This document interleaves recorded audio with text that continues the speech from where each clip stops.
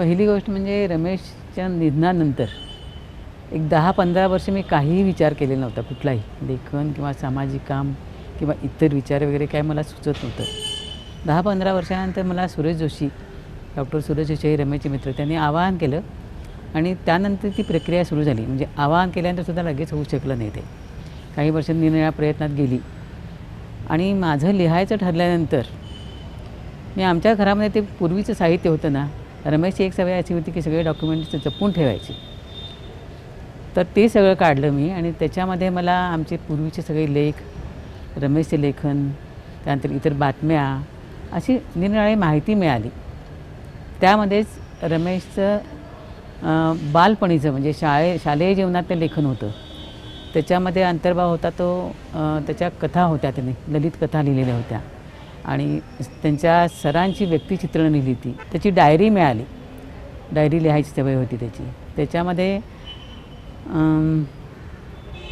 त्याची पौगंडावस्थेत आणखी बालपणातली सुद्धा जी काय त्याची अवस्था होती ती माझ्या लक्षात आली ते सगळं वाचल्यानंतर. पौगंडावस्थेतली अवस्था तर खूप रंजक आहे. म्हणजे वाचताना आपल्याला हसायला येतं आहे किंवा छानही वाटतं आहे वाचायला ते. पण त्यातून त्याची प्रगल्भता, त्याची निष्ठा ह्याच्यावरची, हे सगळं त्यातून प्रतीत होतं आहे आणि ते माझ्या अनुभवास आलं की बाबा हे सगळं खूप वेगळं आहे. एवढ्या बालपणापर्यंत माझ्या तरी निदर्शनात असं कुठं आलेलं नव्हतं. त्यामुळं हे विचार घ्यायला पाहिजे काय असं मग सुरेश जोशी, समीर यांच्याबरोबर चर्चा झाल्या आमच्या आणि ते सगळं झाल्यानंतर ते मला अपूर्व वाटायला लागलं. रमेशबद्दल विचार करायचा तर आणखीन खूप काही रमेश आहे जे मला माहीत नाही आणि आमच्या घराबाहेर ज्यांचा सहवास त्याच्या निरनिराळ्या क्षेत्रात होत होता त्या लोकांची मग मुलाखती घेतल्या मी. बरेच जण मुलाखतीला तयार झाले, काही जण घरी आले, काही जण त्यांच्या घरी जाऊन घ्याव्या लागल्या, काही जण लिहून दिलं मला ते आणि ते मॅटर झालं. एवढं सगळं मॅटर संपल्यानंतर हे लिखित स्वरूपात करणं मला शक्य नव्हतं आणि हे लक्षात आलं की हे सगळं कॉम्प्युटरवर घ्यायला पाहिजे. कॉम्प्युटरचं मला त्यावेळेला जुजवी ज्ञान नव्हतं अगदी, म्हणजे टायपिंग करण्या इतपतच. नंतर मी टायपिंग शिकायला सुरुवात केली. लिहिता लिहितासुद्धा शिकणं सुरूच होतं. मजा पण आली मला त्यात. म्हणजे खूप माझ्या चुका व्हायच्या, आणखी काही कळायचं नाही आणि मध्येच थांबायचं आणि मग कुणाला तरी आवाहन करायचं, चैतन्य तरी बोलवा, साहिले तरी बोलवा किंवा इवन मी समीरलासुद्धा फोनवरून बऱ्याच वेळेला मदत घेतली त्याच्यावर. एकदा तर तो अशी अडचण आली की एक चौकळ्यात यायला मला काही कळेना आणि चैतन्यसुद्धा ते काही आकलन होईना. समीर भूतानला होता तर तिथे मला त्याला फोन केला आणि तिथून मला त्यांना सगळं ॲडजस्ट करून फोटो वगैरे पाठवून मला सांगितलं आणि मग माझं काम सुरू झालं. अशा बऱ्याच गमती झाल्या पण ते सगळं मी निभावून नेलं आणि त्याच्यावर मात केली आणि माझं कॉम्प्युटरवर सगळं लिखाण झाल्यानंतर त्यातली पण निवड करायला, कारण माझं लिखाण पण खूप सविस्तर आणि भरपूर झालेलं होतं. सगळं काही घेणं शक्य नव्हतं. त्यामध्ये मग सुरेश जोशींच्या सूचना वगैरे असायच्या, मला परत लिखाण करायला लागायचं काही वेळेला. हे सगळं करून मग थोडंसं पूर्णत्वावर आल्यानंतर मी थांबले. मला बऱ्याच जणांनी मुलाखती छान दिल्या, त्यांची नावं पुस्तकात आलेली आहेत. विशेषतः मदत झाली मला ती सुधाकर पोद्दार म्हणून रमेशचे ज्येष्ठ मित्र होते. त्यांनी खूप छान आठवणी सांगितल्या. म्हणजे बालपण त्याचं कसं छान होतं हे त्यांनी उलगडून दाखवलं मला. रमेशचा सामाजिक कामामध्ये शालेय जीवनातच कसा प्रवास झाला ह्याची खूप रंजक कहाणी त्यांनी आम्हाला सांगितली, ज्याच्या मला खूप अपूर्व वाटली ना त्याच्या. कारण अवघा 13 वर्षाचा होता तो. आंतरभारती आणखीन सेवा दिल्या शाखा चालवायला तो तयार झाला आणि त्याची प्रोसेस काय होती हे ते पुस्तकात दिलेलं आहे मी.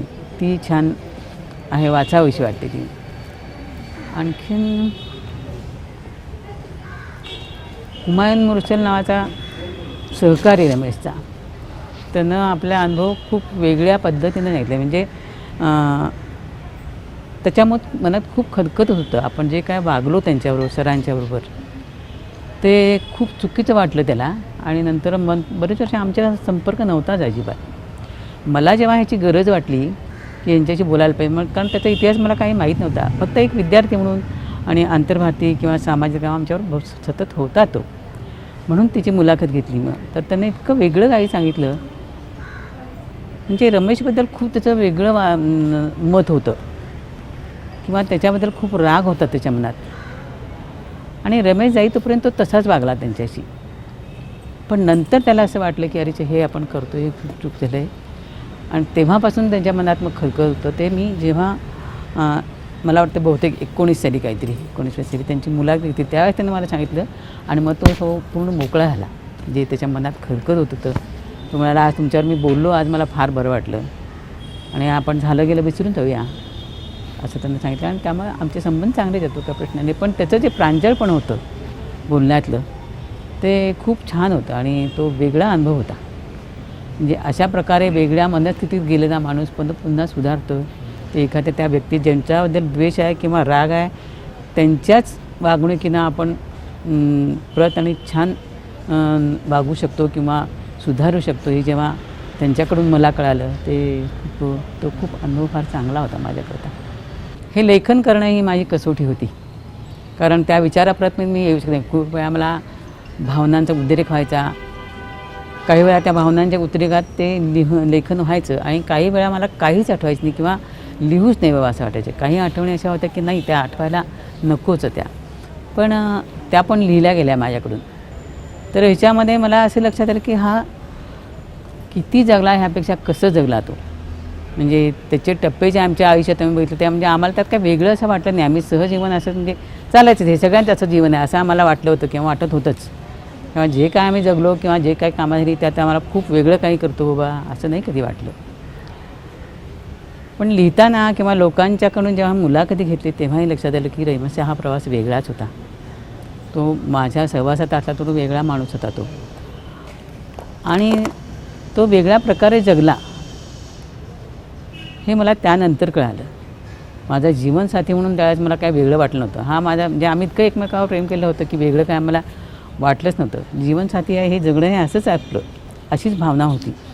पण त्यानंतर असं कळलं की नाही हा माणूस वेगळा होता आणि आपल्या आयुष्यात वेगळाच माणूस येऊन गेला. हे सगळं आठवताना माझ्या एक लक्षात आलं की काही जणांची मी उदाहरणं बघत होते. राजकीय किंवा सामाजिक कामात ते असलं तर कुटुंबाकडे त्यांचं दुर्लक्ष असायचं. मला असं कधी वाटलं नाही आमच्या घरात दुर्लक्ष रमेशनं कधी केलंच नव्हतं किंवा जे काय काम करायचं ते आम्ही दोघे मिळून मला जेव्हा शक्य होतं त्यामुळे दोघे मिळून केलो. मुलं आमच्याबरोबर असायची सतत. त्यामुळे सगळ्यांच्या मुलाखती वगैरे ऐकल्यानंतर मला असं वाटलं की रमेशनं आपल्या संसारामध्ये संसार आपला आणखीन सामाजिक काम वेगळं केलं नाही त्यानं. एका संथलयी तो व्यवस्थित दोन्ही कामं करत होता. त्यामुळे ते काय वेगळं वाटलं नाही. चळवळीबद्दल लिहिताना आमच्या लेखांचा किंवा सगळ्या बाकी मुलाखतींचा वगैरे मुलाखती मदत झालीच. त्याच वेळी माझ्या स्मरणशक्तीने तर मला साथ दिली अशी की ते प्रसंग माझ्याबरोबर डोळ्यासमोर यायचे. काय काय आपण केलं बाबा, आणखी कोणत्या पद्धतीनं ते काम झालं किंवा देवदासी आंदोलन म्हणा, शेतकरी आंदोलन म्हणा, त्याच्या सगळ्या प्रक्रियेमध्ये मी सामील होते. अगदी झोकून जरी दिलं नाही मी तरी त्या ह्याच्यात सगळ्यात असायची मी. त्यामुळे ते काही वेगळं नव्हतं असं जगणं. आणि त्यामुळे ज्या चळवळी झाल्या त्या वेगळ्या फार अगदी अभ्यासू ह्यानं लिहिलेलं नाही मी पुस्तकात खरं तर. म्हणजे त्या दृष्टीनं कोणी बघितलं ना तर ते मला ते पुरेसं वाटत नाही. पण त्याचा निश्चितच उपयोग होईल अशा पद्धतीने की मी थोडं काय असं नाही लिहिलेलं आहे. सुरुवात कशी झाली त्या चळवळींची ही प्रक्रिया त्याच्यामध्ये आहे किंवा थोडासा इतिहास पण थोडा आहे. अभ्यास असं येणार नाही तरी मला जे समाधान मिळते ते रंजक असं वाटतं. म्हणजे फार गहन असं लिहिलेलं नाही मी, कुणाला जड असं वाटेल असं लिहिलेलं मला वाटत नाही. त्यामुळे रंजक झालं जे असतं. आणि त्यामुळे चळवळींचं जे लिहिलं ना ते लिहिताना मी मजा अनुभवली, समाधान अनुभवलं माझ्या दृष्टीनं. असं संकेश्वर असं काय शहरी गावात येऊन पहिल्यापासून सर्व्हिस करत अगदी हे शांत गाव, कुठल्याही धार्मिक ह्याचा कुठला उठाव किंवा संप मोर्जे कशाचाही काही गंध नव्हता अशा ठिकाणी राहून त्यांना निरनिराळे गट करून जे काम उभं केलं. म्हणजे संकेश्वरमध्ये मोर्चा झाला तो पत्रकारितेचा पहिल्यांदा रमेशने काढला. संकेश्वरमध्ये मुलं आणि मुली शाळा कॉलेजमध्ये एकत्र राहत नव्हते कधीही. तर त्यांच्या ट्रिप्स घेऊन त्यांच्या पालकांना ची संवाद साधून त्या ट्रिप्स आणि मुलं मुली एकत्र येण्याच्या दृष्टीने त्यांना प्रयत्न केले. आणि आज मग सगळेच त्याचा प्रभाव वेगळा झाला. आता जे बाहेर आहे दिसतं आहे आपल्याला तसं ते नाही केलं. त्यामुळे हे सगळं जे आहे ना ते रमेशनं जे केलं ते ह्या बारीक सारीक गोष्टी कुणाला माहीत असायचा काय प्रश्न नव्हता. त्यामुळे हे सगळं सांगताना मला समाधान मिळालं. आणखीन मग ह्या परिसरातल्या लोकांना हा जो मधला काळ विस्मृतीत गेलेला आहे, ज्या चळवळी 90पर्यंत झाल्या, त्यानंतर आता 21व्यापर्यंत चळवळी आपल्याला फार दिसत नाही, स्थितप्रज्ञ झाल्या आहेत सगळ्या, त्या चळवळींना थोडा उजाळा दिला मी असं वाटतं आहे मला. आत्ता जी अंधश्रद्धा निर्मूलनातर्फे देवदासी चळवळ सुरू आहे, म्हणजे काही लोक काम करताना दिसतात, जटा निर्मूल वगैरे, पण त्याचा इतिहास कसा होता, काय होता, 30 वर्षापूर्वी ही चळवळ मोठी झाली, ह्या लोकांना तर माहीत आहे की नाही हे मला माहीत नाही. तर ते माहीत करून घ्यायचं असेल तर ह्या पुस्तकाचा किंवा माझ्या लेखनाचा त्यांना उपयोग होईल असं मला वाटते, आणि ते समाधान आज मला आहे. यापासून पण सुरू करता येईल. हे बहुआयामी हे शीर्षक या पुस्तकाला जे दिलेलं आहे ते खूपच मला औचित्यपूर्ण वाटतं. आणि औचित्यपूर्ण यासाठी वाटतं की हा माणूस अत्यंत बहुमुखी अशा वेगवेगळ्या विधांमध्ये काम करणारा प्रतिभा असलेला माणूस होता. आणि मूलभूत खरं तर या माणसाचं जगण्यावर प्रेम होतं, आणि जगण्यात प्रेम करताना जगण्यावर एक करुणा सतत होती. ह्या गोष्टींमधून ह्या माणसाकडे कार्यकर्ते पण त्यांनी स्वीकारलं खरं तर सुरुवात ही अशा प्रकारची असणार. आणि त्यामुळे त्यांनी वेगवेगळी सामाजिक आंदोलनं केली, वेगवेगळे म्हणजे तंबाखू कामगारांच्यासाठी काम केलं असेल, देवदासींच्यासाठी काम केलं असेल, किंवा युवा प्रबोधनाचं काम असेल, वेगवेगळ्या प्रकारचं काम केलेलं आहे. आणि त्याच वेळेला हा उत्कृष्ट शिक्षक होता, मराठीचा खूप चांगला अध्यापक होता. तर अशा बहुमुखी व्यक्तित्वाचं ज्यांनी एक मोठा काळ अतिशय जागरणाचा, तरुणांसाठीचा आणि एकूण लोकशाहीवरच्या मूल्यांच्या प्रेमापोटी जे काही काम केलं त्यासाठीचा होता, त्याला उजाळा देणं आणि त्याचं दस्तऐवजीकरण करणं हे खूप महत्त्वाचं काम आहे. आत्ता तुम्ही म्हटलात त्याप्रमाणे आत्ता असा काळ आहे की आंदोलनं समाप्त होत चाललेली आहेत, संपत आलेली आहेत, पण आपल्याला पुन्हा पुन्हा आंदोलनांमधून लोकशाहीतल्या प्रत्येक नागरिकाच्या कर्तव्याचा आणि अधिकाराचं हक्क त्यांना जाणवून देणं हे सुद्धा आवश्यक गोष्ट आहे. आणि तरुण लोकांना, विशेषतः नवीन या पिढ्यांमधल्या वाचकांना याची ओळख होणं खूप आवश्यक आहे. हा माणूस अनेक भूमिकांमधून जगलेला आहे. तर तो कार्यकर्ता तर होताच, म्हणजे मी सांगितलं तसं शिक्षक होता, पित्याची भूमिका असेल किंवा पतीची भूमिका असेल, याच्यात त्यांनी काही एक मूल्य, लोकशाहीतली मूल्य अंगीकारलेली होती आणि ती जगण्यात प्रत्यक्ष उतरवलेली होती हे आपल्याला दिसेल. ती समता त्यांनी मांडलेली होती आणि एक नवीन प्रकारचं जगण्याचा युटोपिया उभं करण्याचा हा मला प्रयत्न वाटलेला आहे. शिपूरकरांच्या बाबतीत, म्हणजे खरं सांगायचं तर डॉक्टर शिपूरकरांच्या बाबतीत मला खूप महत्त्वाची एक गोष्ट अशी वाटते, आणि जे अतिशय हृदय आहे पण ज्याच्याकडे लक्ष फारसं गेलेलं नाही, ती गोष्ट अशी की ह्या माणसाने अतिशय मोलाचं असं संशोधन केलं आणि तेही अशा एका विषयावर केलं जे मराठी साहित्यात अत्यंत महत्त्वाचा विषय ठरला असता आणि ठरलेला आहेच खरं तर, पण तो त्यांच्या अकाली जाण्याने तो मागे पडला आणि त्याचं पुस्तक होऊ शकलेलं नाही. मी तो प्रबंध वाचलेला आहे, तो बघितलेला आहे. तर त्यांनी जो प्रबंध केला होता की सामाजिक सुधारणा ज्या झाल्या त्यांचा साहित्यावर काय प्रभाव होता, आणि हे करताना त्यांनी वेगवेगळे सिद्धांत, मार्क्सपासनं वेगवेगळे जगातले, म्हणजे मार्क्सचा त्यांनी ऐतिहासिक भौतिकवाद वापरला, बाकीचे सिद्धांतकार वापरलेले आहेत. आणि हे करताना त्यांनी 1848 ते 1920 असा एक कालपट संशोधनासाठी घेतलेला दिसतो. आणि गंमत अशी की 1848 साली दादाभाई नौरोजींनी स्टुडंट्स लिटररी अँड सायंटिफिक सोसायटीची सुरुवात केली होती, आणि ज्याच्यात आपल्याकडे त्याचीच दुसरी शाखा मराठीत जी सुरू झाली ती दादोबा पांडुरंगांनी ज्ञानप्रसारक सभा याच्यातनं केली होती. आणि यात काम करणारे लोक कोण होते, तर ते सगळे नवशिक्षित नुकतेच विद्यापीठातनं एल्फिन्स्टनमधनं शिकलेले तरुण असे त्यात होते आणि तो नवजागरणाचा काळ होता. तो एका अर्थाने मराठी साहित्यासाठी आणि समाजासाठी सुद्धा माझ्या मते ज्ञानोदयाचा काळ होता. कारण 1848पासनं भाषांतरं यायला लागली, साहित्य नवीन प्रकार यायला लागले. मराठीत आपल्याकडे पूर्वी आत्ता ज्या प्रकारचं नाटक आहे त्या प्रकारचं नाटक नव्हतं, निबंध हा फॉर्म नव्हता किंवा प्रवास वर्णन नव्हतं, पत्रलेखन नव्हतं. कितीतरी अशी रूपं जी आहेत ती आपल्याला वेगवेगळ्या परदेशातल्या परकीय भाषांमधनं आणि त्यातल्या भाषांतरांमधनं मिळाली.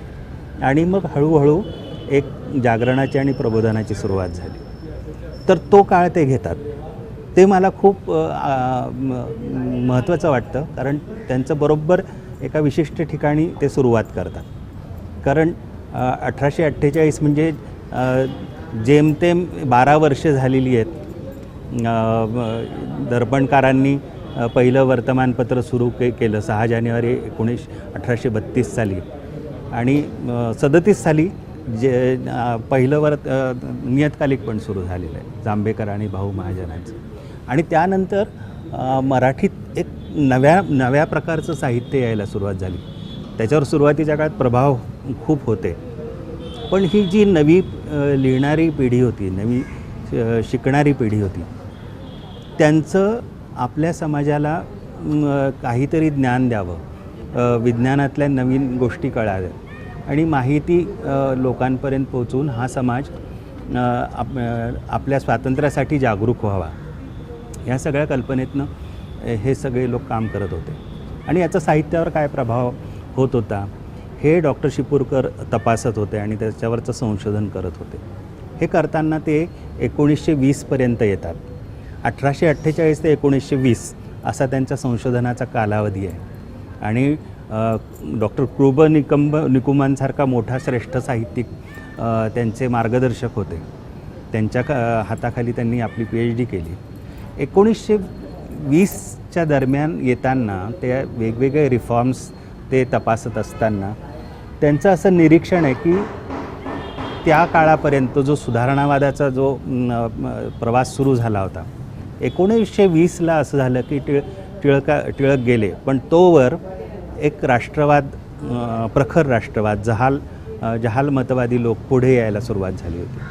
आणि राष्ट्रवाद जसा आक्रमक होत गेला तेव्हा सुधारणावादाला कुठेतरी बॅकसीट घ्यायला लागलं, मागे ढकलला गेला. आणि मग केवळ एक अभिनिवेशी असा राष्ट्रवाद कसा आला हे ते अतिशय समर्पकपणे मांडतात. आणि ते मला खूप महत्त्वाचं वाटतं, ज्याचं दृश्यरूप आज आपण बघतो आहे.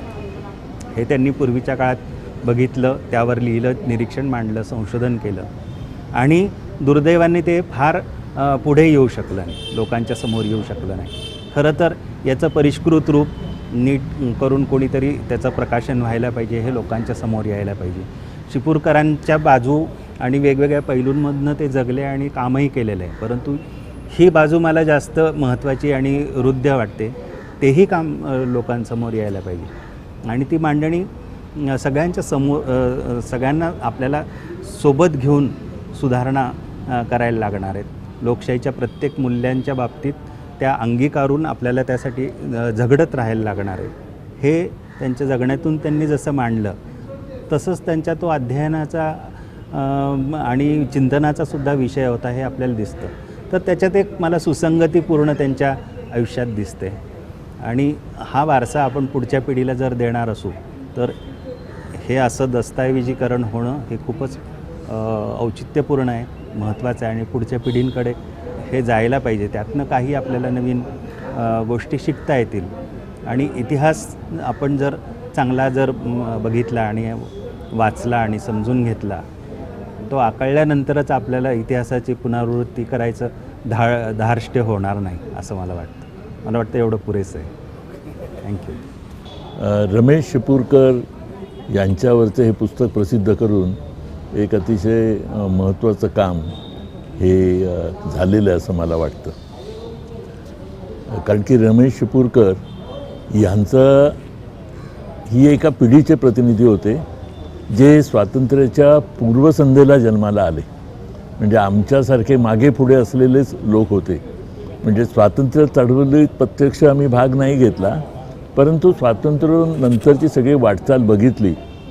आणि त्याचं म्हणून हे पुस्तक हे फक्त रमेश चिपळूणकरांचं पुस्तक नाही, ते एका पिढीचं प्रतिनिधित्व करणारे आहेत. त्यावेळची काय परिस्थिती होती, त्यावेळचे कुठले प्रश्न होते, कुठल्या प्रकारच्या चळवळी चालू होत्या, याचं एक दर्शन पुढच्या पिढीला एक ते होईल आणि एका प्रकारचं डॉक्युमेंटेशन त्याच्यामधून झालेलं आहे असं मला वाटतं. पुस्तकाचं नाव बहुआयामी रमेश चिपळूणकर आहे. खरं तर मला असं वाटतं की आजच्या काळामध्ये व्यवस्थापनाच्या भाषेत बोलायचं ते मल्टीटास्किंग होते. आयाम हे वेगवेगळ्या जसं पुलंचं वर्णन आपण बहुआयामी करतो, कारण ते संगीतकार होते, गीतकार होते, लेखक होते, नाटककार होते, अशी सगळी होती. पण चिपळूणकरांचं बघितलं तर त्यांनी जी अनेक कामं केली ती एका चळवळीतलीच आहेत. आणि एकाच वेळेला अनेक कामं करत राहणं वेगवेगळ्या प्रश्नावरती, अशा प्रकारचं त्यांचं काम होतं. तशा अर्थाने ते मल्टीटास्किंग असं त्यांचं व्यक्तिमत्व होतं असं मला वाटतं.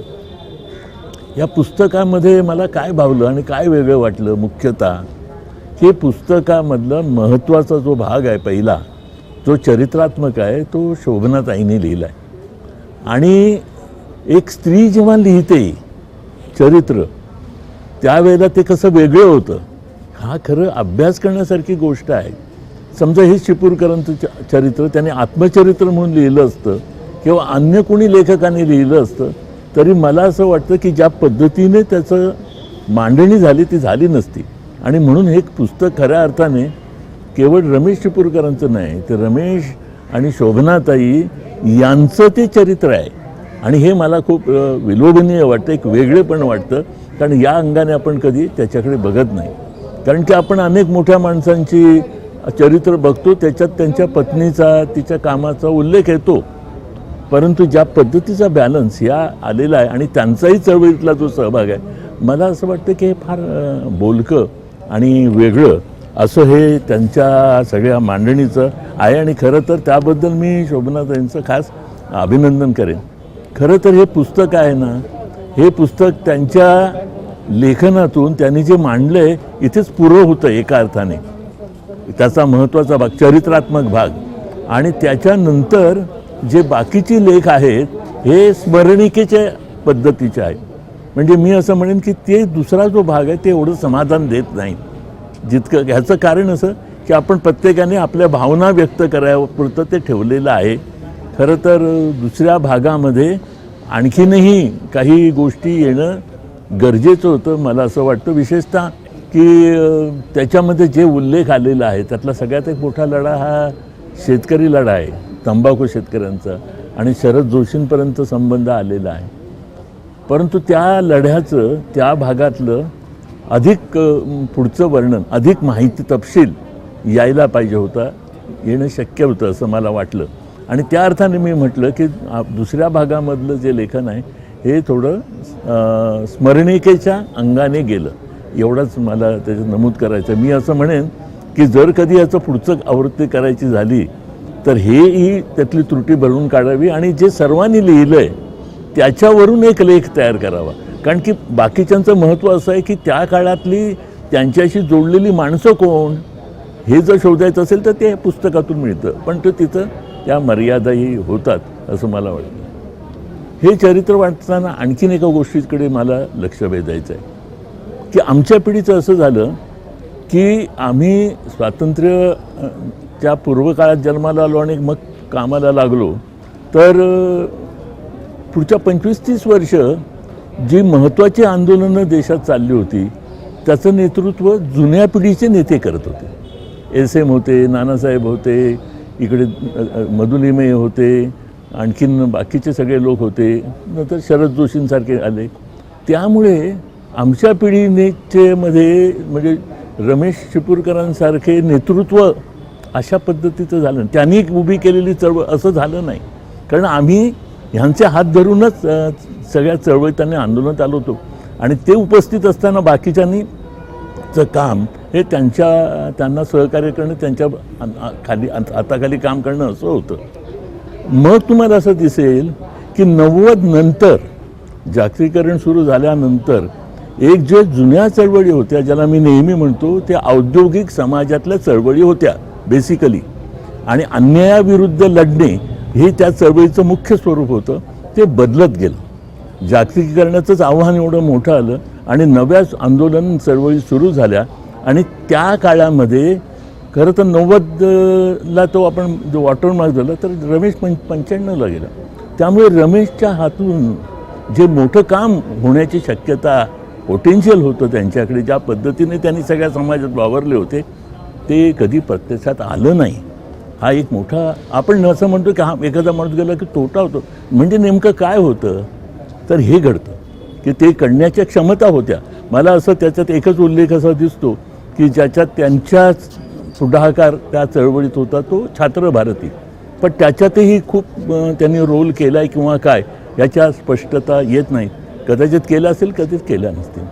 तिसरी या पुस्तक आणखीन एक महत्त्वाचं मला असं जाणवलं की संयुक्त महाराष्ट्राची चळवळ झाली होती, कर्नाटक महाराष्ट्राचा झगडा होता, हा सीमेवरचा निपाणीचा भाग होता, आणि असं असूनही ह्या अख्ख्या पुस्तकात कुठेही त्यातली कटुता दिसत नाही. म्हणजे समाजाच्या पातळीवरती अशा प्रकारचा भाषिक विद्वेष असा नव्हता. पुढे त्याला राजकारणाचा रंग मिसळल्यानंतर झाला काय हा खरा विचार, कारण हाही एक महत्त्वाची गोष्ट आहे की असं असूनही ते सगळीकडे ते त्यांना स्वीकार्यताही होती आणि एक समाजाचंही चित्र त्या अंगाने जाताना दिसतं. हे मला महत्त्वाचं असं त्याच्यामधलं वाटतं. अशा प्रकारचे चरित्र ही मी म्हटलं तसं एक डॉक्युमेंटेशन आहे. पुढच्या दिशेने आपल्याला कुठे नेण्याच्या दृष्टीने कुणी कामं केली. कारण की आपल्याकडे अजूनपर्यंतचं जे इतिहास असतो हा नेत्यांचा, त्याच्यापूर्वी राजांचा, अशा प्रकारचाच इतिहास आहे.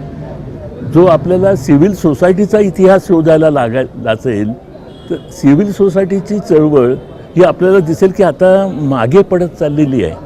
हा जो एक नवीन गोष्ट आहे. आणि मला नेहमी वाटतं की आज जे प्रश्न आहेत या प्रश्नामधून आपण सगळे, म्हणजे स्वातंत्र्यानंतरची एक प्रक्रिया घडली की आम्ही सगळे मागणी करत राहिलो, चळवळ करणारे, परिवर्तनाचे, शासनाने काय करावं, या प्रक्रियेमध्ये आम्ही काय करावं, समाजाने काय करावं, हे मागे पडत गेलं जे एका वेळेला होतं. मला असं वाटतं की आम्ही काय करू शकतो, सिव्हिल सोसायटी काय करू शकते, याचं दर्शन ह्या पुस्तकातून घडतं. आणि हा एक टेक अवे आपल्यासाठी आहे की आज पुन्हा एकदा समाजाला, सिव्हिल सोसायटीला, जनतेला स्वतः करण्याची प्रक्रिया सुरू केली तर शासनाची सुद्धा हा जो वर्चस्व झालेला आहे तो सुद्धा आपल्याला कंट्रोल करता येईल. रघुराम राजनचे एक पुस्तक जे आहे की सोसायटी, स्टेट आणि मार्केट, तर स्टेट आणि मार्केटने सिव्हिल सोसायटीचे सर्व ज्या क्षमता आहेत त्या टेकओव्हर केल्या आणि म्हणून आज आपल्याला हतबल आपण आहोत. आपण टीका करतो, आपण नाराज आहोत, पण करत काही नाही.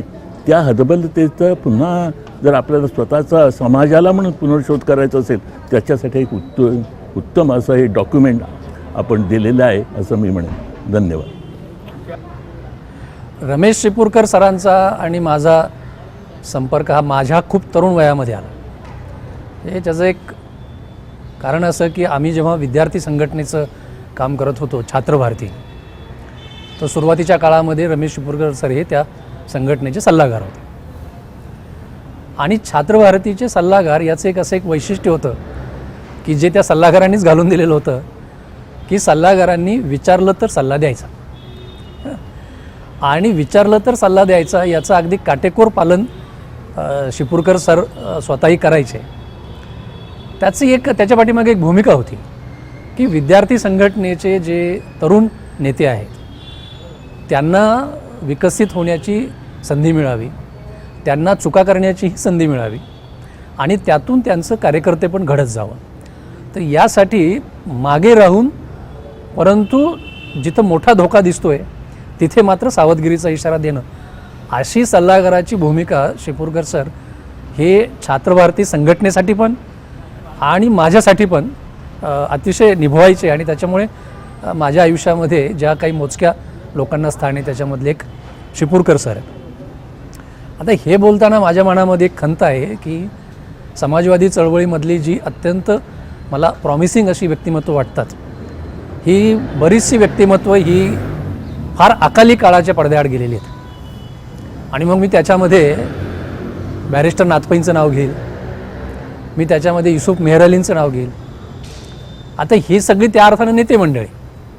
रमेश शिपूरकर त्या अर्थानं नेते नव्हते, परंतु ते नेते जरी नसले तरी चळवळीमध्ये अतिशय शांतपणे काम करत एका बाजूला आपल्या सहकाऱ्यांचं कार्यकर्ते पण घडवत आणि दुसऱ्या बाजूला ज्या प्रश्नांची आंदोलनामध्ये एक तात्कालिक आणि उद्रेकाची बाजू मांडली जाते त्याच प्रश्नांची, सामाजिक प्रश्नांची खोलवर जाणारी बाजू रुजवत जाणं, असं जे काम करत असतात मागे राहून, त्याच्यात शिपूरकर सरांचं एक फार मोठं स्थान होतं.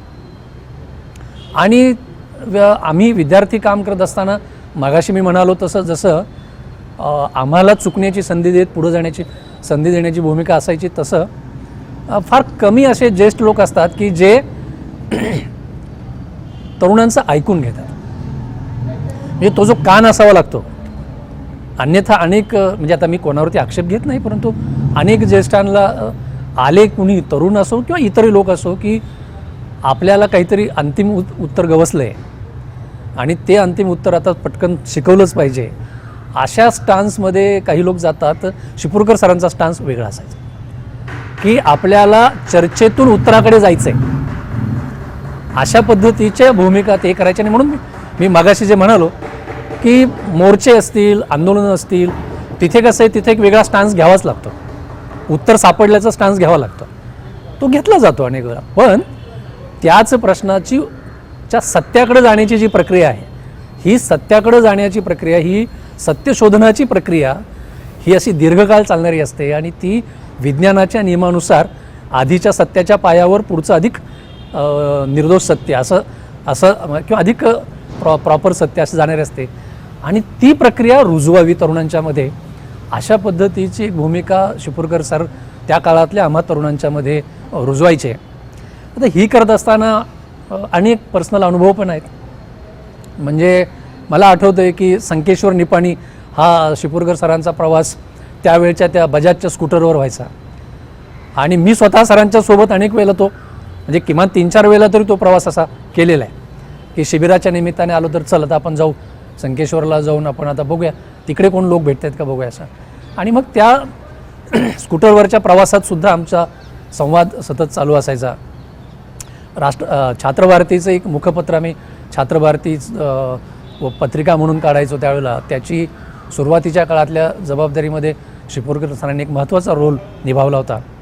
आणि त्यामुळं कार्यकर्त्यांना घडवणारी जी एक शिबिरांच्या पलीकडची, ज्याला आपण म्हणतो की पडद्यामागची प्रक्रिया असते, या प्रक्रियेतला महत्त्वाचा रोल बजावणारे शिपूरकर सर हे आम्हा सर्वांना अधिक काळ हवे होते. परंतु स्वतःच्या प्रकृतीकडं ज्या काळजीपूर्वक लक्ष द्यायला पाहिजे तसं लक्ष शिपूरकर सरांनी दिलं नाही, हे खरं आहे. कार्यकर्त्यांनी आपली प्रकृती ही केवळ आपल्या मालकीची आहे असं कधी मानू नये. आपल्या प्रकृतीवरती आणि आपण त्या प्रकृतीला किंवा आपल्या शरीराला, शरीर म्हणून आपलं शरीर हे दीर्घकाळ समाजाच्या कामासाठी येणार असतं. त्यामुळे शिपूरकर सरांच्याकडून घेण्याजोगं अनेक आहे, ते आम्ही घेतले ऑलरेडी. पण शरीराकडे दुर्लक्ष करण्याचं जे त्यांनी केलं ते मात्र कुणी घेऊ नये असं मी म्हणेल. कारण कार्यकर्त्याचं शरीर, त्याच्यावरती सुद्धा समाजाचा हक्क असतो आणि त्या शरीरानं आपलं पूर्ण काम केल्यावरच जायला पाहिजे असं दुर्लक्ष त्यांनी केलं. पण हे म्हणजे आम्हाला शिपूरकर सरांचा दीर्घकाळ सहवास हवा होता, त्याचा फायदा झाला असता, परंतु ते झालं नाही. पण आता बहुआयामी हे पुस्तक येतं आहे, ज्या पुस्तकासाठी शोभनाताईंनी खूप मेहनत घेतलेली आहे. मीही काही थोडीफार मदत त्यांना त्या कामामध्ये करू शकलो. तर हे पुस्तक आता शिपूरकर सरांच्या आठवणी जागवेल आणि जे राहिलं त्यांच्या अकाली जाण्यामुळं त्याची काही पूर्तता हे पुस्तक करेल असं मी मानतो. समीर शिपूरकर हा माझा मित्र आणि त्याची आई शोभना काकू यांनी लिहिलेलं बहुआयामी हे पुस्तक आज प्रकाशित होतं आहे. ते पुस्तक वाचून मला असं वाटलं की त्यातून जे एक व्यक्तिमत्व उलगडत जातं आहे रमेश शिपूरकर सरांचं, त्या पुस्तकाचं नावच बहुआयामी रमेश शिपूरकर माणूस आणि कार्यकर्ता असं आहे. तर माणूस म्हणून आणि कार्यकर्ता म्हणून ही व्यक्ती जे समोर उलगडत जाते या पुस्तकातून, त्यांनी माझ्यासाठी तरी हा माणूस असा एक हिरो होऊन गेल्यासारखा आहे. एका बाजूनी मराठीचं अध्यापन, त्यामुळे भाषेचा अभ्यास, दुसऱ्या बाजूनी धडाडीचा कार्यकर्ता, एक असा आनंदी आणि रुजू स्वभाव, एक वेगळ्याच प्रकारचा त्या काळातला असा इनोसंट रोमॅन्टिसिझम आणि या सगळ्यामध्ये झोकून कामामध्ये स्वतःला झोकून देण्याची जी प्रवृत्ती, हे सगळं जे दिसून येते त्यांनी मला असं वाटतं की आजच्या अनेक तरुणांच्या समोर एक वेगळंच असं एक हिरोसारखं रोल मॉडेल या व्यक्तिमत्वाचं उभं राहत आहे. मला या सगळ्यामध्ये आज हे पुस्तक येतं आहे याचा आनंद अशासाठी होतो आहे की आज इतका विचित्र काळ आहे की मला असं वाटतं एक कार्यकर्ता असणं, एक निस्पृहपणे समाजासाठी काहीतरी करावंसं वाटणं, चळवळी, आंदोलनं या सगळ्याच गोष्टींची खूप कुचेष्टा होते. म्हणजे आंदोलकांना आंदोलनजीवी म्हणून हिणवलं जातं, चळवळी किंवा समाजवाद, पुरोगामी हे शब्द शिवीसारखे वापरले जातात.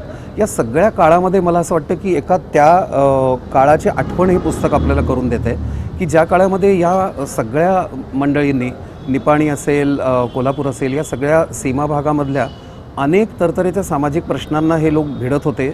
त्यासाठी स्वतःच्या कुठल्याही स्वार्थाशिवाय झटून काम करत होते. आणि त्यामध्ये विनय हर्डीकरांनी सुद्धा त्यांच्या प्रस्तावनेत म्हटलं आहे तसं की बरोबरीचा कोण कार्यकर्ता नेता आहे, कोण दुसऱ्या फळीतला आहे, कोण तिसऱ्या फळीतला आहे, अशी हायरार्कीचा विचार न करता माझं नाव कुठे झळकतं आहे की नाही, मी कुठे फ्लेक्सवर येतो आहे की नाही, असा जो एक राजकीय पद्धतीने विचार करण्याचा जो काळ आहे आजचा, त्याच्यापेक्षा ही माणसं खूप वेगळी होती. आणि मला आत्ता या पुस्तकातून एक चांगली गोष्ट अशी वाटते की शोभना काकूंनीसुद्धा एक नुसता नोस्टॅल्जिया नाही जागवलेला, त्यांच्या मनामध्ये खूप आठवणी जाग्या झाल्या असणार आहेत. रमेश सरांची डायरी लिहिण्याची जी सवय होती त्यातून त्यांना खूप एक नवीनच सगळं ते पण नव्याने सापडत गेले आणि त्यांनाही खूप बरं वाटलं असं त्यांनी लिहिलेलं आहे. पण म्हणून एका फक्त बायकोनी नवऱ्याविषयी लिहिलेलं पुस्तक असं ते उरत नाही, तो नॉस्टॅल्जियाही फक्त उरत नाही, तर एक कार्यकर्ता म्हणून आणि व्यक्ती म्हणून त्या माणसाचा एक नव्याने त्यांनी संपूर्ण अभ्यास केला आहे असं दिसतं.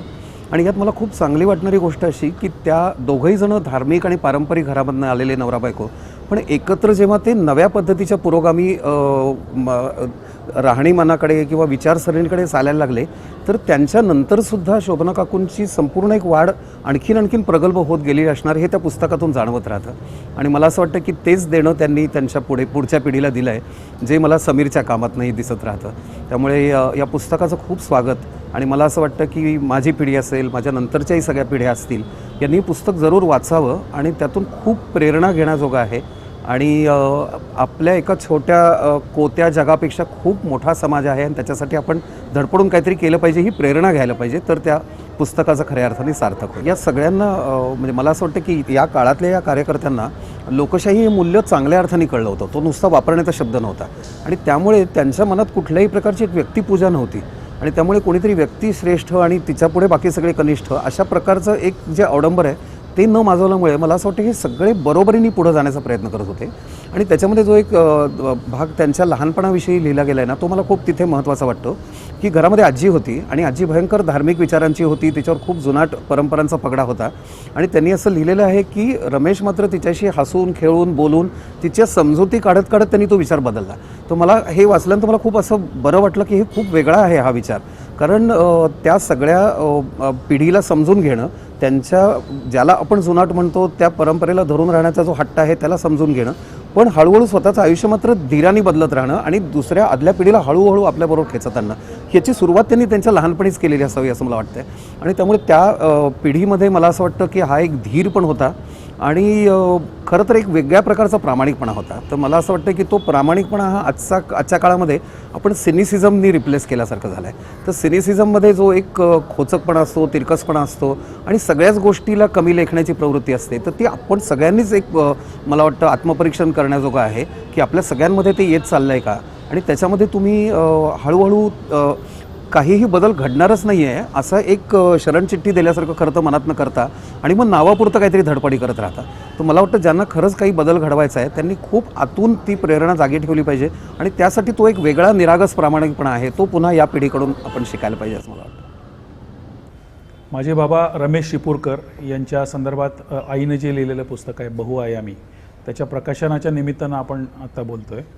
आणि बऱ्याच गोष्टी बाबांच्याबद्दल बोलण्यासारख्या आहेत, पण मुळात माझी बघण्याची जी दृष्टी आहे बाबांच्याकडं ती माझे वडील म्हणून तर आहेच आहे, पण ते एक सामाजिक कार्यकर्ता होते आणि त्यांचं समाजाच्या एकूण स्थितीविषयी आणि ते कसे बदलावेत ह्याच्याविषयी काहीतरी एक म्हणणं होतं आणि त्यासाठी ते प्रयत्न करत होते. तर त्या संदर्भात सामाजिक कार्यकर्ता म्हणून त्यांच्याकडं मी जास्ती बघतो. आज मला 4 मुद्दे बोलायचे आहेत. ते सगळे या संदर्भात आहेत, ज्याचा मला असं वाटतं की रिलेव्हन्स आजच्या काळाशी आहे. म्हणजे मी फक्त त्या जुन्या आठवणी आणि किती छान होतं असं न बघता त्यांच्या त्या कृतीचा, त्या विचारांचा आजच्या काळाशी काय संदर्भ आहे असं मी बघायचा प्रयत्न करतो आहे. पहिला मला मुद्दा असं वाटतो की आईबाबांचं नातं ज्या प्रकारचं होतं ते फार वेगळं होतं असं मला जाणवत होतं. म्हणजे लहानपणापासून आम्ही बघायचो रोजच्या जीवनात जे हे करायचं, तर त्याच्यात सगळ्यात महत्त्वाचं म्हणजे त्या काळात न आढळलेली एक वृत्ती होती, ती बरोबरीची होती. म्हणजे माझी बायको ही माझ्या बरोबरीची आहे, इंटेलेक्च्युअली माझ्या बरोबरीची आहे, सामाजिकदृष्ट्या माझं आणि तिची समान पत आहे असं त्यांच्या वागणुकीतनं आपोआप यायचं आणि त्याच्या आईविषयीचा जो आदर आहे, प्रेम आहे, ते सहजपणे दिसायचं त्याचं. आणि त्यामुळं मग त्याचा प्रभाव सगळ्या कृतींमध्ये पण पडायचा. म्हणजे बरोबर एकत्र जाणं, सर्व ॲक्टिव्हिटीजमध्ये बरोबर असणं, सामाजिक चळवळींमध्ये समान सहभाग घेणं, घरामध्ये सुद्धा प्रेमाचं नातं असणं. आणि याच्या बरोबरीनं ना म्हणजे रोमॅन्टिक जे नातं असायला पाहिजे असं म्हटलं जातं नवरा बायकोंमध्ये, किंवा ते काही काळानंतर नसणारच असं जे गृहीत धरलं जातं, ते त्यांच्यात मी खूप बघितलं. म्हणजे एकमेकाच्या बद्दल वाटणारं आकर्षण हे नंतरच्या लग्नानंतर बऱ्याच वर्षानंतर सुद्धा टिकून राहणं आणि हसणं, खेळणं, जवळ घेणं, लाड करणं एकमेकाचे, देवघेव करणं हास्याची, हे साधे साधे जे मुद्दे आहेत ते सगळे त्यांच्या वागण्यामध्ये सतत दिसायचे. आणि ते दोघं त्यांच्यातनं जाणवायचं सुद्धा आणि ते म्हणायचे सुद्धा की आम्हाला दोघांना एकत्र राहायला खूप आवडतं. आणि मग गमती जमतीत किंवा सिरियसली पण 1-2दा असं बोलले होते की आमचं दोघांचं मरणसुद्धा एकत्र असेल असं बोलले होते. आणि त्याचा एकूण सहजीवन त्यांचं इतकं चांगलं बघितलेलं असल्यामुळं मरणाबाबत जे बोलतायत तेही खरंच असणार असं माझ्या मनात नकळत कुठेतरी बसलं होतं. बाबा जेव्हा गेले तेव्हा मी पुण्यात होतो आणि बाबांचं निधन निपाणीत असताना झालं. आई निपाणीत होती. पुण्यातून निपाणीला जाईपर्यंत मला ॲक्च्युली खात्री नव्हती की आई मला दिसेल की नाही. म्हणजे मी इतकं त्या विधानाचा परिणाम माझ्यावर झाला होता की कदाचित आई नसेल, बाबा गेले त्यामुळे आई पण नसेल. पण अर्थातच आईला वास्तवाचं भान होतं, जबाबदाऱ्यांची जाणीव होती. बाबांचे आईवडील म्हणजे माझे आजी आजोबा जिवंत होते आणि आम्ही पण 2 मुलं लहान होतो, त्यासाठी अर्थात आणि तिला स्वतःला पण जगण्याचं काहीतरी त्यावेळेला वाटलं असेल, त्यामुळे ती तसं पाऊल उचललं नाही त्यांनी. पण त्या टोकाची त्यांची एकमेकाबरोबर असण्याची भावना होती आणि त्याचा खोल परिणाम माझ्यावर झालेला आहे. आणि त्याचबरोबरीनं बाहेरसुद्धा स्त्री पुरुष समता, स्त्री पुरुष मैत्री हा सुद्धा बाबांचा गुण त्याला धरूनच जाणवायचा. म्हणजे स्त्री पुरुषांची सहज मैत्री होऊ शकते आणि ती व्हायला पाहिजे आणि त्या प्रकारचे मोकळे संबंध असले पाहिजेत. मोकळे म्हणजे स्वैराचारी नव्हे, पण मोकळी मैत्री ज्याच्यामध्ये कदाचित दोन्ही बाजूंना भान आहे की आपल्याला स्त्री आणि पुरुष म्हणून आकर्षण जाणवतं आहे आपल्याला, पण त्याची एक मर्यादा सांभाळून निखळ मैत्रीसुद्धा होऊ शकते. अशा प्रकारात समाजात असू शकतात संबंध, असं काहीसं त्यांच्या डोक्यात होतं आणि त्या दृष्टीनं ते प्रत्यक्ष प्रयत्न पण करायचे. म्हणजे संकेश्वरात युवक युवती मंडळ जे होतं ते त्यांनी जी सुरुवात केली तोपर्यंत मुली घराबाहेर पडायच्या नाहीत, पडल्या तरी किरकोळ कारणासाठी बाहेर पडायच्या आणि मुलांबरोबर मिसळण्याची तर बातच दूर. त्यामुळं मुलामुलींचं एकत्र असणं, एकत्र हसणं, एकत्र वाढणं, बाहेर सगळ्यांनी मिळून सहलीला जाणं, वैचारिक कार्यक्रम एकत्र करणं, गावातल्या सुधारणांचे कार्यक्रम युवक युवतींनी एकत्र करणं, हे त्या काळात सगळं नवीन होतं आणि ते बाबांनी करायचा प्रयत्न केला. त्यातनं जी उभारी मिळते विशेषतः मुलींना, जिथं त्या बऱ्यापैकी दाबलेल्या अवस्थेत असतात, दबावात असतात, त्यांना नैसर्गिकरित्याच त्यांनी बंधनं स्वीकारलेली असतात की ह्याच्या पलीकडे आपण जाताच कामा नये, ह्याच्या पलीकडे विचार करताच कामा नये, करूच शकत नाही, कृती पण करू शकत नाही, अशा प्रकारची सांगितलेली बंधनं त्यांनी मान्य केलेली असतात. तर त्या बंधनांमधनं त्यांना आपसूक हळूवारपणे नैसर्गिकपणे बाहेर काढणं आणि बाहेरच्या मोकळ्या जगात श्वास घेता येतो, तुम्हाला जे हवं ते करून बघता येतं आणि तुम्हाला विचार करण्याचं, कृती करण्याचं स्वातंत्र्य आहे, ते तुम्ही कुणी हिरावून घेतलेलं नाही, तुम्ही फक्त मिळवलं पाहिजे ते. या प्रकारची जी मनाची धाटणी त्यांची बनवण्याचा जो प्रयत्न होता. आणि त्याचबरोबरीनं मुलांना पण कळणं, मुलग्यांना, की मुलींची वाढ आपल्या बरोबरीने जर होत असली तरी त्यांची वाढ ही वेगळ्या दबावात होती आहे, आपण त्या मानाने खूप मोकळे आहोत, तर त्यांना बरोबर घेऊन कसं गेलं पाहिजे याची जाण त्यांना पण येणं, त्यांच्या भावभावना वेगळ्या असतात, विचार करण्याची पद्धत वेगळी असू शकते, याचं भान मुलांना येणं, ही पण प्रक्रिया त्याच्यातनं घडते. तर त्या दृष्टीने ते एकत्र सहली खूप काढायचे आणि सगळ्या सामाजिक वैचारिक कार्यक्रमांमध्ये ते मुलामुलींनी एकत्र असावं असा खूप प्रयत्न करायचा. हा एक मला आत्ताच्या काळात जेव्हा मुलं मुली खूप वेगळ्या प्रकारे एकत्र चांगल्या प्रकारे येत आहेत, तर त्याला धरून असं मला त्यावेळेचा प्रयत्न, हे मी सगळं 70च्या दशकातलं बोलतो आहे, 70-80च्या दशकातलं, त्या काळी ती संकेश्वरसारख्या गावामध्ये लक्षणीय कृती होती असं म्हणायला लागेल. दुसरा एक थोडा त्याच्या आधीचा मुद्दा मला सांगायला आवडेल. बाबा त्यावेळी त्यांची 11वी झाली, आता जे 10वी म्हणतो त्यावेळेला 11वी होती. त्याच्यानंतर काय करायचं ह्याचे परत आत्तासारखे 2-3च पर्याय होते की आर्ट्सला जायचं, सायन्सला जायचं, कॉमर्सला जायचं, अशा प्रकारचे. आणि आत्ता जे इंजिनिअरिंग मेडिकल वगैरेला जे खूप भर देण्याचं जे काय कल्चर तयार झालं त्याची सुरुवात तिथून झाली आहे, तेव्हाही ते होतं. आणि आमच्या घरामध्ये सुद्धा 2 काका माझे इंजिनियर डॉक्टर असे होते. आसपासचे अनेक लोक शिकून मोठं व्हायचं म्हणजे इंजिनियर किंवा डॉक्टर व्हायचं आणि त्याची पूर्वतयारी म्हणून सायन्स साईडला जायचं, हे सगळं अगदी जवळजवळ ठरल्यासारखं होतं. आणि तेच चांगलं, तुम्हाला जर प्रतिष्ठेनं जगायचं असेल तर मग इंजिनियर डॉक्टर आवश्यक आहे, सायन्स आवश्यक आहे, हे इतकं प्रचंड त्याच्यात घट्ट समजुती झालेल्या होत्या. तर त्या काळात बाबांना कुठली तरी इन्स्टिंक्ट अशी होती की मला सायन्सला जायचं नाही, म्हणजे मार्क खरं तर चांगले होते पण नाही म्हणजे नाही, मला आर्ट्स साईडलाच जायचं आहे. तर त्यांची जी ती काय इच्छा होती ती पूर्ण करण्यासाठी 1.5-2 वर्षाचा मोठा झगडा त्यांना घरात द्यावा लागला. घरातले आणि आसपासचे सतत लोक यांच्या चिंतेत असायचे की जणू काही आता हा आर्ट्सला जातो म्हणतोय म्हणजे ह्याचं करिअर चुकतंय काहीतरी आणि हा मोठ्या काहीतरी वाईट मार्गाला लागणार आहे, ह्याचं वाईट होणार आहे पुढं, अशी भावना जणू काही ते बाळगून त्यांना सतत सांगायचे की नाही तू जायला पाहिजेस, तू सायन्सच घ्यायला पाहिजेस. आणि ते घरच्यांना पटवून दमले होते, फ्रस्ट्रेट झाले होते. त्याची सगळ्याची प्रतिबिंब त्यांच्या रोजनिशीत अगदी दीर्घ पडलेली आहेत, त्या पुस्तकात फारशी आलेले नाही आहेत ती. पण मुद्दा असा आहे की त्यांना कुठंतरी त्यांच्यात तोपर्यंतच्या झालेल्या वाचनातनं, चळवळींचं जे काय, विनोबा भावे आले होते, भाऊराव पाटील आले होते, कुणी लोक निपाणीत येऊन गेले होते, साने गुरुजींचं काही वाचलं होतं त्यांनी, या सगळ्यांना त्यांना हे लक्षात आलं होतं की नुसतं विज्ञान हे पुरेसं नाही आहे कुठंतरी. आणि त्यांचा ओढा आर्ट्सकडं जास्ती होता. त्याच्यातनं जी सामाजिक शास्त्र शिकायला मिळतात, समाज आणि साहित्याचा जो संबंध असतो किंवा वाङ्मय कुठून तयार होतं, ह्या सगळ्या ज्या गोष्टी आहेत, समाज मुळात घडतो कसा, चालतो कसा, बदलतो कसा, या सगळ्याची जी जाण आर्ट्स साईडला गेल्यानंतर सामाजिक शास्त्रांमधनं जी मिळते ती खुणावत असावी. त्यांना सगळ्याचा अर्थ त्यावेळेला उलगडला असेल नसेल माहिती नाही मला, पण काहीतरी खुणावत असणार ते.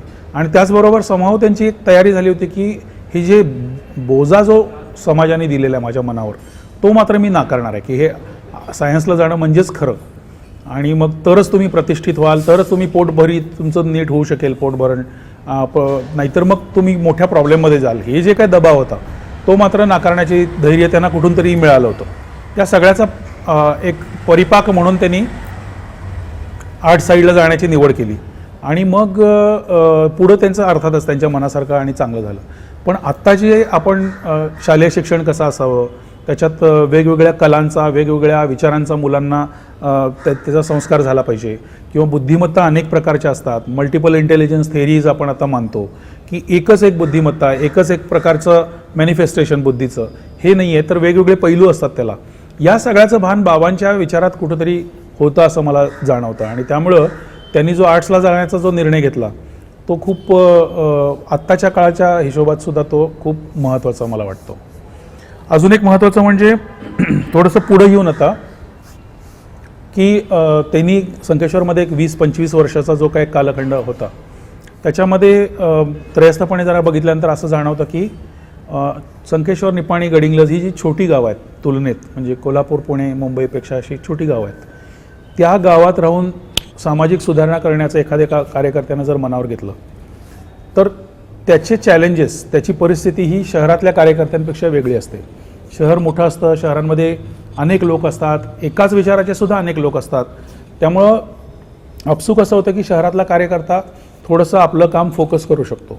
एकच प्रश्न निवडला, त्याच प्रश्नावर लावून धरलं, त्याच प्रश्नावर काम केलं, सगळी हयात आपली त्याच प्रश्नासाठी वेचली, हे सगळं शक्य असतं. पण छोट्या भागांमधला जो कार्यकर्ता असतो, भूभागातला, त्याला जर सजग राहायचं असेल आणि व्यापक सामाजिक सुधारणेकडे जर लक्ष द्यायचं असेल तर त्याला इतका मुभा मिळत नाही की मी एकच प्रश्न निवडला आणि त्याच्यावरच डटून राहिलो. तर त्याला सजग राहावं लागतं. आणि जे जे बाहेरच्या जगात चांगलं घडत आहे ते आपल्या भागात आलं पाहिजे, आपल्या गावात आलं पाहिजे. नवीन विचार आले पाहिजेत, नवीन कृती आली पाहिजेत, नवीन उपक्रम आले पाहिजेत. या अंगाने त्यांना बघितलं पाहिजे आणि तसा बाबांचा दृष्टिकोन होता असं मला दिसतं. त्यामुळं साहित्यिक चळवळी ज्या होत्या, जी ग्रंथालय चळवळ होती, वाचनालय चळवळ होती, की पुस्तकांचा प्रसार झाला पाहिजे, सगळीकडे झाला पाहिजे, महाराष्ट्रभर पुस्तकं गेली पाहिजेत म्हणून ग्रंथालयाची यात्रा निघाली होती. त्यानंतर विज्ञान यात्रा एक निघाली होती, ज्याच्यामध्ये वैज्ञानिक दृष्टिकोनाचा प्रसार झाला पाहिजे असं मानलं जात होतं. तर ते सगळे आले. त्याच्यानंतर स्त्रीमुक्ती यात्रा आली, जिथं स्त्रियांना जागृत करणं, स्वतःच्या परिस्थितीविषयी त्यांना सजग करणं अशा प्रकारची होती. शिवाय जे तिथल्या भागातले जे प्रश्न होते किंवा भारताच्या संदर्भातले जे प्रश्न होते, म्हणजे देवदासांचे प्रश्न असतील, बिडी कामगारांचे प्रश्न असतील, तंबाखू शेतकऱ्यांचे प्रश्न असतील, किंवा पथारीवाले, फेरीवाले, छोट्या टपऱ्या असतात त्यांची जी संघटना असेल, त्यांना जे त्यांचे अधिकार मिळवून देण्याची असेल, तर या सगळ्या चळवळी आणि शिवाय वैचारिक मोठे बदल घडवून आणणे, म्हणजे आयडिओलॉजिकल डिस्कशन ज्याला म्हणतात, की कुठल्या आयडिओलॉजीने आपण जगलं पाहिजे, का जगलं पाहिजे, त्याच्यातलं बरं काय, वाईट काय. तर थोडक्यात छोट्या कृतीपासून मोठ्या इंटेलेक्च्युअल डिस्कशनपर्यंतची सगळी जी रेंज आहे ती छोट्या गावातल्या कार्यकर्त्याला सगळ्याला एकट्याच्या खांद्यावर घ्यावी लागते ती जबाबदारी. आणि ते जे जे आपल्याला कळतं, आपल्याला आकळतं, आपल्याला समजतं, ते समजून घेऊन, पचवून, रिचवून ते दुसऱ्यांपर्यंत पोचवण्याची जबाबदारी घ्यावी लागते. तर बाबांच्या परीनं त्यांचा तो प्रयत्न ते अगदी मनापासून करत होते आणि त्याचं मला मोल खूप वाटतं. कारण आत्ता पुन्हा आत्ताचं जर बोलायचं झालं तर तुकड्या तुकड्यात जग बघायची सवय लागली आपल्याला. म्हणजे माझा पेशा अमुक असेल तर मी माझ्या पेशाच्या हिशोबातच जग बघतो. मी जर प्राध्यापक असेल तर मला सगळं जग प्राध्यापकाच्या दृष्टीतनं दिसतं. मी जर इंजिनियर असेल, मी इंडस्ट्रियलिस्ट जर असेल तर इंडस्ट्रियल वातावरण म्हणजेच जग आहे असं मला वाटतं. IT वाले लोक फक्त ITच्या हिशोबाने विचार करतात. तर ही समग्र जी दृष्टी आहे ती सगळी हरवलेली आहे आणि त्यामुळं तुकड्या तुकड्यात न बघता समग्रतेने बघू शकतो, बघितलं पाहिजे असा आग्रह बाबांच्या नैसर्गिक कृतीमधनं दिसत होता असं मला वाटतं. आणि एक मला शेवटचा मुद्दा असं म्हणायचं आहे की बाबांचा एक PhDचा प्रबंध आहे. बाबांनी 1980 साली PhDचा प्रबंध संपवला. साधारण 5-7 वर्ष काम करत होते. त्याच्या आधीची 5-6 वर्ष पूर्वतयारीची होती त्यांची. कृब निकुंब हे जे कवी म्हणून मानले जातात, माहिती आहेत, ते त्यांचे गाईड होते. बाबांचा PhDचा प्रबंध जो आहे त्याच्यामध्ये मला फॉरवर्ड लिंकेजेस दिसतात. म्हणजे आत्ताच्या काळात सुद्धा तो रिलेव्हंट आहे असं मला वाटतं. अलीकडं काही मित्रांनी ज्यांनी ते बहुआयामी पुस्तकाच्या निर्मितीत होते त्यांनी सुद्धा हे सुतोवाच केलं की हा विषय आत्ताच्या काळात सुद्धा महत्त्वाचा आहे. तर काय विषय होता तो? तर सामाजिक सुधारणावादाचा मराठी साहित्यावर प्रभाव.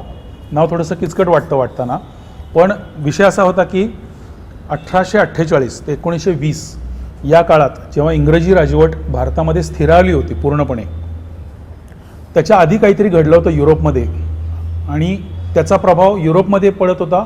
तो प्रभाव इंग्रजांच्या इथे येण्यामुळं तो प्रभाव भारतात ते घेऊन येत होते आणि भारतातल्या बंगालसारख्या, महाराष्ट्रासारख्या वेगवेगळ्या प्रदेशांमध्ये त्यांच्या विचारसरणीचा प्रभाव इथल्या समाजावर पडत होता. त्याचं काहीतरी बरं वाईट घर्षण तयार होत होतं आणि त्यातनं इथला समाज त्याला रिस्पॉन्ड करत होता, प्रतिसाद देत होता वेगवेगळ्या पद्धतीनं. त्या सगळ्या घुसळणीचं, त्याच्यातनं सामाजिक चळवळी घडत होत्या, आंदोलनं घडत होती, तेढ निर्माण होत होती, घर्षण निर्माण होत होतं, रिचवणं निर्माण होत होतं, काही गोष्टी पचवल्या जात होत्या. या सगळ्याचं प्रतिबिंब साहित्यात पडत होतं.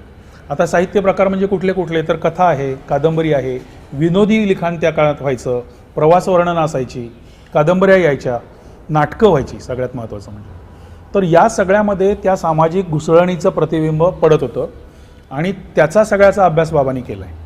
आणि त्यामुळं त्याचा जो आवाका आहे तो खूप मोठा आहे.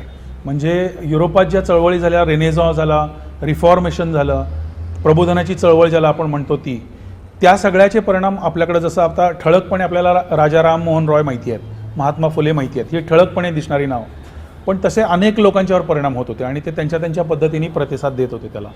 तर या सगळ्याचं रिफ्लेक्शन या साहित्यात कसं पडलं हे त्यांनी अगदी तपशीलवार 8 प्रकरणं मोठी आहेत त्याच्यामध्ये, साधारण 800 पानी प्रबंध आहे तो, आणि त्याच्यामध्ये त्यांनी तो सगळा आढावा घेतला आणि खोलात जाऊन घेतलेला आढावा आहे. मी आता खूपच थोडक्यात अगदी ते मांडतोय. खोलात जाऊन त्याचा आढावा घेतलेला आहे आणि त्याच्यातनं आत्ताचा धागा असा मिळतो की ही सगळी प्रक्रिया जी आहे प्रबोधनाची प्रक्रिया, काही गट असं मानतात की ती प्रबोधनाची प्रक्रिया भारतात सुरू झाली पाहिजे आणि ती पूर्णत्वाला गेली पाहिजे, आणि ती प्रक्रिया अजूनही पूर्ण झाली नाही असं काही जण मानतात. काही जण प्रबोधनाच्या प्रक्रियेच्या नजरेनं बघत नाहीत, त्याला वेगळ्या नजरेने बघतात. भारतीय समाज इतका गुंतागुंतीची आहे, इतका व्यामिश्र आहे की त्याला एकच अशी प्रक्रिया, एकच फूटपट्टी लावता येत नाही असंही काही जण मानतात. तर या सगळ्याची चर्चा त्या प्रबंधामध्ये आहे आणि त्याच्या शेवटाला त्यांनी असं हे केलं की साहित्य आणि समाज हे दोन्ही वेगवेगळे नसतात, वेगवेगळे असू शकत नाहीत. साहित्याचं प्रतिबिंब समाजावर पडतं, समाज घडत असतो आणि समाजात जे घडतं त्याचं प्रतिबिंब साहित्यात पडत असतं. त्यामुळं साहित्य ही लक्झरी नाही आहे, हा समाजापासून जगण्यापासून तुटलेला भाग नाही आहे, सवडीने करायचा, सावकाशीने करायचा, जमेल तेव्हा करायचा भाग नाही आहे, तर तो जगण्याचाच एक भाग आहे. अशा प्रकारची ती मांडणी होती आणि दोघं एकमेकावर प्रभाव टाकतात ही वस्तुस्थिती समजावून घेऊन ते नातं कसं अजून सशक्त करता येईल आणि समाज बदलण्याच्या प्रक्रियेमध्ये साहित्याचं योगदान अजून चांगलं कसं करता येईल अशी त्यांची ती तळमळ त्याच्यामध्ये होती. पुन्हा आत्ताच्या कॉन्टेक्स्टमध्ये मला हा धागा खूप महत्त्वाचा वाटतो की साहित्याला आज जवळजवळ अडगळीत टाकलं गेलं आहे. म्हणजे आज पुन्हा बाबांनी जसा आर्ट्सला जाण्याचा निर्णय घेतला होता तो धागा पकडून जर आजच्या काळात बघितलं तर पुन्हा विज्ञान आणि तंत्रज्ञान याचा आज जोर खूप आहे आणि जे विज्ञान तंत्रज्ञानाच्या क्षेत्रात नाही आहेत ते जणू काही थोडेसे कम असेल अशी एक तिथं पण एक वर्णाश्रम व्यवस्था तयार झाल्यासारखी झालेली आहे. आणि मग बाकीच्या लोकांना मग त्यांना काय फारसे किंमत नाही. मग आता अलीकडे नवीन IT एक क्षेत्र आलेलं आहे, त्याच्यात असलेल्यांना जास्ती प्रतिष्ठा, इतरांना तुलनेत कमी प्रतिष्ठा, असे एक वर्गवारी आपोआप तयार झाली आहे. तर तसं न होता ह्या वेगळ्या पद्धतीने याच्याकडे बघितलं पाहिजे आणि परंपरांच्याकडे कसं बघायचं आपण याचा निर्देश त्या याच्यामध्ये आहे. म्हणजे आत्तासुद्धा परंपरांचं सुद्धा एक प्रकारे जे काही विकृतीकरण होतं की त्याच्यात परत दोन तट आहेत की सर्व काही भारतीय परंपरा ज्या एका गटाला वाटतात त्याच फक्त खऱ्या, त्यांना वाटतात तशाच खऱ्या आणि त्या तशाच टिकल्या पाहिजेत असा अति आग्रह, मग त्याच्यात चिकित्साला अजिबात वाव नाही आहे. हा एक गट आहे. आणि दुसरा, परंपरा पूर्ण फेकून दिल्या पाहिजेत, परंपरा कुचकामी आहेत आणि सगळं नवीनच काहीतरी आता रचलं पाहिजे असा एक गट आहे. तर बाबांसारखे लोक जे आहेत ते परंपरांमधलं तथ्य काय, सत्य काय आणि फुलपटं कुठली त्याच्यातली याची चिकित्सा करून तारतम्याने जे टिकवायला पाहिजे ते टिकवलं पाहिजे, जे फेकून दिलं पाहिजे ते फेकून दिलं पाहिजे. याच्यासाठी धीर जो लागतो, याच्यासाठी जे पेशन्स लागतो, याच्यासाठी जे आपल्याला डोकं आत घालून बसावं लागतं, अभ्यास करावा लागतो, समजून घ्यावं लागतं, ती सगळी तयारी त्या गटाची असते आणि त्यातले बाबा होते याचं मला खूप बरं वाटतं. आणि या सगळ्याचे निर्देश, धागे हे सगळे बाबांच्या PhDच्या प्रबंधात आहेत. त्यामुळं काही जणांनी जसं सुचवलं तसं मलाही वाटतं की त्या प्रबंधाचं पुन्हा एकदा नव्याने संक्षिप्त स्वरूपात काही पुस्तक स्वरूपात काही येईल का आणि त्याच्यावर काही काम करता येईल का आणि त्याच्यातनं जे फॉरवर्ड लिंकेजेस निघणार आहेत त्याचं आपल्याला नव्याने काही बघता येईल का त्याच्याकडं, असं एक मला वाटतं. तर बाबांच्या एकूण सगळ्या कामाच्या दरम्यान संदर्भात मला हे मुद्दे मांडावे वाटत होते. मला वाटतं बाबांच्या कामाचं बरंचसं मोठं सार या सगळ्या कामांमध्ये येतं. बहुआयामी हे पुस्तक 2021 साली प्रकाशित होणं आणि बाबांचं निधन 1995ला झालं, तर जवळजवळ 25-26 वर्षानंतर पुस्तक येणं ह्याला वेगवेगळ्या पद्धतीने आपण बघू शकतो. एक तर जुन्या आठवणी, आपला जवळचा माणूस होता, आपल्या भागातला माणूस होता, त्यांनी काय काय केलं बघूया, वेगळ्या प्रकारचा होता असं म्हणून काही परिचितांनी ते वाचलं तर तो दृष्टिकोन जरूर ठेवू शकतात. पण मला असं वाटतं की एक सामाजिक कार्यकर्ता एखाद्या भूभागामध्ये किती प्रकारे काम करून त्या भूभागाला संजीवनी देण्याचं, चैतन्य आणण्याचं, त्याला एक जिवंतपणा आणण्याचं, काही ढवळाढवळ करण्याचं, चांगल्या अर्थाची ढवळाढवळ करणं म्हणजे ढवळून काढणं ते वातावरण या अर्थाने, तर हे प्रयत्न कसे झाले याचं एक चित्रण आहे ते, असं बघू शकतो आपण. आता हे चित्रण खूप त्याला ग्लोरिफाय करून बघण्याची गरज नाही आहे. म्हणजे हेच कसं उत्तम होतं, हेच कसं सगळ्यात श्रेष्ठ होतं असं कुणीच नाही आहे, असा काही त्याच्यात भाव नाही आहे, नसलाच पाहिजे आणि तो या पुस्तकात सुद्धा नाही आहे. पण त्याची चिकित्सा होऊ शकते. म्हणजे हे असं झालेलं आहे, असं होऊन गेलेलं आहे. आता त्याच्यातनं जे जे चांगलं झालं तेही बघूया, ज्या मर्यादा होत्या त्याही बघूया, काही चुकलं असेल, काही राहून गेलं असेल, काही खटकलं असेल, काही मागं जाणार असेल, हे सगळ्याचा दांडोळा घेऊया आपण आणि त्याचा उपयोग आत्ताच्या कामाला करून घेऊया असं पण बघता येईल. फक्त झालं असं की तो काळ आणि आत्ताच्या काळामध्ये फार मोठं फरक आहे. मध्ये 91च्या काळात जी जागतिकीकरणाची प्रक्रिया सुरू झाली ती आता काही अंशी खूप मोठ्या एका अत्यंत वेगानं चालू झाली आहे पुढं आता, आणि जागतिक स्तरावरची सरमिसळ ही त्या काळापेक्षा आत्ता प्रचंड आहे. म्हणजे कुठंही जगभरात काही घडलं तरी अर्ध्या तासात ते आपल्यापर्यंत, घरापर्यंत आपल्या येऊन पोचलेलं असतं. तसा काय काळ तो नव्हता. त्या काळामध्ये संथपणा होता, सुटं होतं, कम्युनिकेशन इतकं हे नव्हतं, रस्ते छोटे होते, वेळ लागायचा, साधनं अपुरी होती प्रवासाची वगैरे. त्यामुळे तसा काळ जरी वेगळा असला तरी समाज कसा बदलतो, समाज कसा बदलला पाहिजे, आपलं स्थान काय त्याच्यामध्ये, आपला प्रयत्न कुठल्या प्रकारे असला पाहिजे. आणि विशेषतः जेव्हा तेढ खूप वाढते समाजामध्ये, जशी आत्ता वाढलेली आहे असं दिसतं की सगळे गट आहेत, सगळ्या विचारसरणी आहेत, त्याच्यामध्ये सुद्धा आणखीन परत उपगट पडलेले आहेत. हे सगळे आपल्या एकमेकाचं सहअस्तित्व मान्यच करत नाहीत, इतकी अटीतटीची परिस्थिती आली आहे. आणि जवळजवळ प्रत्येक माणूस आतून फुटला आहे, इतकी परिस्थिती टोकाची झाल्यासारखा आता अनेकांना फील येत होतो. तर या सगळ्या ह्याच्यामध्ये बाबांचा असा प्रयत्न होता की त्यावेळेला त्यांचं कसं असायचं की कुठंतरी दुभंग झालं आहे, काहीतरी फाटतंय, काहीतरी दूर जाते, लोक दूर जात आहेत, चळवळ दूर जाते, गट दूर जातात, असं त्यांना नुसतं जाणवलं तरी तिथे जायचे आणि ते शिवायचा प्रयत्न करायचे. ते मग लोकांना घेऊन बसायचं, तुला काय वाटतं, तुला काय वाटतं, समजून घेणं, काय मार्ग काढता येईल, काम पुढं कसं नेता येईल, ही जी वृत्ती होती ती आत्ता आपल्याला कशी टिकवून धरता येईल, साध्य करता येईल, वाढवता येईल, याच्यासाठीचं एक ते मॉडेल म्हणून आपण आत्ता बघू शकतो. आणि आत्ताच्या काळात ते जे शिवणं जे आहे, धागे बांधणं पुरं आहे, ते साध्य आहे की नाही माहिती नाही, इतक्या प्रमाणात ते म्हणजे आभाळ फाटलं ज्याला म्हणतो तसं व्हायला लागलं आता. तर मला असं वाटतं की बाबांच्या प्रवृत्तीचे लोक अजूनही आहेत समाजात, असतातच, कायमच असतात. ते असं उलटं बघायला हरकत नाही की त्यांची किती दमछाक होत असेल आता, ज्यांना हा दुभंग मान्य नाही आहे, ज्यांना हे फाटलेपण मान्य नाही आहे, ज्यांना समाजात काहीतरी टिकलं पाहिजे, एकोपा असला पाहिजे, एकमेकावर प्रेम असलं पाहिजे असं ज्यांना वाटतं, त्यांची मनाची अवस्था बिकट असली पाहिजे आत्ता. तर त्या लोकांना सुद्धा आधार देणं, त्यांच्या प्रयत्नांना पाठबळ देणं, त्यांच्या प्रयत्नांना मुळात समजावून घेणं, रिकग्नाईज करणं, मान देणं, तुम्ही काहीतरी महत्त्वाचं करताय हे त्यांच्यापर्यंत पोचवणं. आणि ती प्रवृत्ती म्हणजे आता ह्याच्यामध्ये मतभेद नकोत असं कोणी म्हणत नाही आहे, मतभेद असणार आहेत, विचारसरणी वेगवेगळ्या असणार आहेत, पण टोकाला जाऊन अत्यंत हिंसक पद्धतीने दुसऱ्याचं अस्तित्व संपवणं, नुसत्या विचारांचं अस्तित्व संपवणं तर व्यक्तीच नाहीशी करणं. मला एक फार धक्कादायक गोष्ट 5-6 वर्षापूर्वी जाणवली होती. उजव्या विचारसरणीची एक विद्यार्थी संघटना आहे, त्याचा कार्यकर्ता मला स्वतःला सांगत होता की आम्हाला एकातरी समाजवाद्याचा खून करायचा असं आमच्या मनात खूप होतं. मी म्हटलं काय असू शकेल, एकातरी समाजवाद्याचा खून करायचा, इतकी टोकाची भावना का निर्माण झाली असेल. आणि मला आता बहुआयामी पुस्तक हातात आल्यानंतर असं वाटतं की हाच तो माणूस आहे, हाच स्वतःला समाजवादी मानणारा माणूस आहे, या प्रकारचं काम केलं आहे. तुम्ही हे पुस्तक वाचा, ह्याच्या कृतीमध्ये, विचारामध्ये कुठलं टोक होतं नेमकं, कुणाला संपवण्याची भाषा करत होता का तो, कुणाचा अनादर होता का, सहअस्तित्व मान्य करण्याची खरीखुरी भारतीय पद्धत मी म्हणेन ती ह्यांनी बाळगली होती. तर तुम्ही जेव्हा म्हणता की एखाद्या समाजवादी माणसाचा खून करायचा आहे, तेव्हा या माणसाचा तुम्हाला खून करायचा होता हे लक्षात घ्या आणि तुम्हाला जे म्हणायचं त्याचा फेरविचार करता येतो का बघा, असं मला सुचवायचं होतं. तर इतक्या प्रकारची तेढ असणं समाजामध्ये आणि इतक्या टोकाला जाऊन हिंसकपणा बाळगणं मनामध्ये हे खूप त्रासदायक आहे. आणि त्या सगळ्या वातावरणामध्ये बाबांसारख्या विचाराची माणसं असणं, त्यांचं अस्तित्व असणं हे खूप महत्त्वाचं आहे. आणि ते कसं होतं, त्यांनासुद्धा कसा त्रास झाला, त्याच्यातनं वाट कशी काढायची, हे सगळं समजावून घेण्यासाठी या पुस्तकाचा काही अंशी उपयोग होऊ शकेल असं मला वाटतं.